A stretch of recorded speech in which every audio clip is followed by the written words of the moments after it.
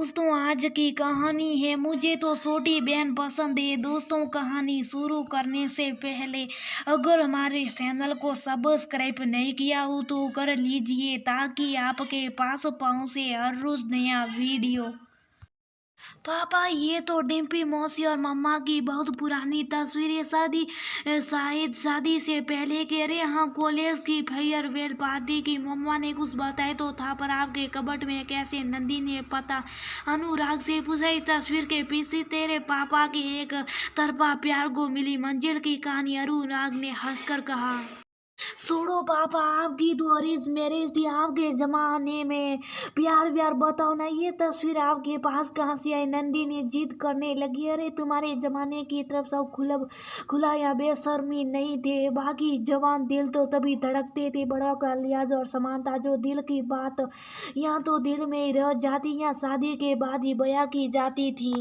नंदिनी पापा के पास बैठ गई। पापा मुझे भी मेरे मम्मी पापा की लव स्टोरी सुनिए, अब मैं भी कॉलेज में आने वाली हूँ, आप बता सकती हो? नंदिनी तस्वीर लेकर अनुराग के पास बैठ गई। बात पुरानी है, गर्ल्स कॉलेज का चक्कर तो हम लड़के वैसे लगाया करते थे। अब वो उम्र ही ऐसी थी। मम्मा की फेयरवेल पार्टी की खबर हमारे कॉलेज में आग की तरह फैल गई। सब लड़कियां पार्लर से तैयार होकर आएगी। अब उन लड़कियों का तैयार होना बेकार नहीं जाना चाहिए। सो सब लड़कों ने तय किया उस दिन कोई क्लास अटेंड नहीं की जाएगी। मेरे घर से निकलती तुम्हारा नैनियाल था, फिर कॉलेज। सो अक्सर बाइक पर ये गीत गुन हाथ निकलता था। घर से निकलती कुछ दूर चलती रास्ते में है उसका घर।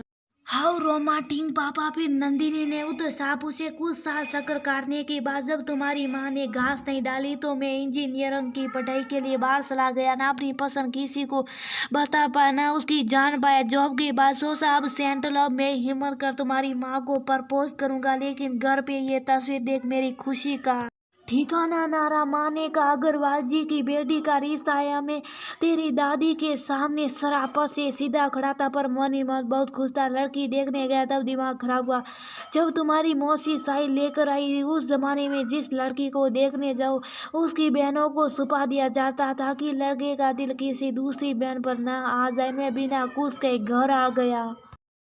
फिर मौसी के साथ वाली तस्वीर भेजी क्यों? बस से मेरा भी यही सवाल था। बाद में दादी ने बताया कि रिश्ता करवाने वाली औरत को ये तस्वीर दी गई थी दोनों लड़कियों के लिए घर देखने। मैंने माँ से बोल दिया मुझे तो छोटी बेटी सुधा ही पसंद है, शादी करेंगे तो उसी से डेंटल लाइक माई फादर। फिर क्या हुआ? नानी के घर पंगे हुए होंगे। नंदी घबराते हुए सुधा के ताऊजी बड़े नाराज हुए।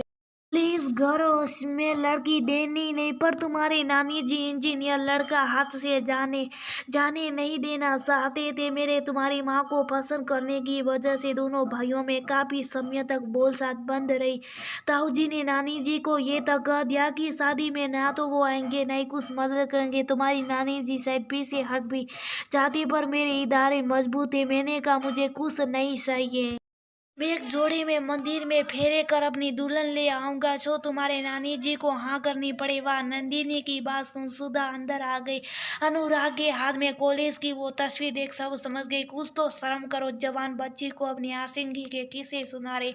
सुधा ने अनुराग को गुस्से से देखा। रे मेरी हीर, ये शर्म की होती तो इस दुनिया में कैसे आती? अनुराग ने सुधा को अपनी तरफ खींच पास बिठा लिया। खैर लास्ट ईयर डीपी दीदी ने बेटी की शादी में मुझे न्योता दे। पिछली पुरानी सारी बातें भूल फिर से शुरुआत करी। ताऊजी और पिताजी में बोलचाल होगी नहीं तो मैं जिंदगी भर पछतावी।